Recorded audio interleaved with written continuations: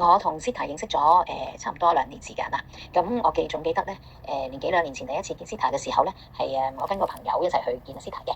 咁第一次見面嘅時間咧，咁就我主要係好奇啦。咁Zita 就同我講不如幫你睇下你嘅人生密碼係啲咩嘢啊咁樣。咁我認識咗呢樣嘢之後咧，一路以嚟咧，我都有陣時都會去計下數有啲咩用途啊，即係用得着嘅喺生活上高。咁譬如話我嘅人生密碼係有啲特點咧，其實係可以話到俾我聽，我點樣同屋企人啦，同埋同事啦，其實身邊嘅人啊，其實點樣去溝通，同埋我哋嘅關係會係點樣樣咯，係即係究竟係點樣大家可以互相配合？因為喺工作上咧，其實好多無論係客戶啊、同事啊，或者係上司啊，咁其實係關係上高咧係好有用嘅，因為知道咗對方係一個大概點樣嘅性格，或者佢哋嘅人生密碼係咩嘢嘅時候咧，咁我就會大概知道咁我點樣可以同佢配合到啦？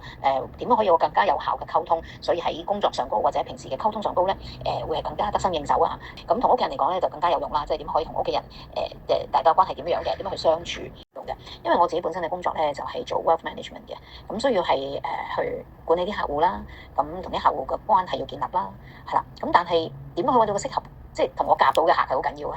咁所以咧Zita嗰時教我點樣去揾出咩人邊個係我嘅貴人咁樣樣。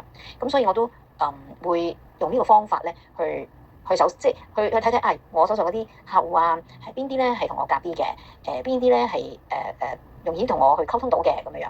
咁呢啲就會係我嘅貴人啦。咁我自己試過嘅，的而且確咧係我即係根據呢個工具呢個方法去揾出嚟嘅貴人咧，係真係幫到我多啲嘅，好神奇嘅。咁喺工作上啦無論係關係啊，無論係貴人啊呢一啲嘅範疇咧，我都覺得好用得着咯。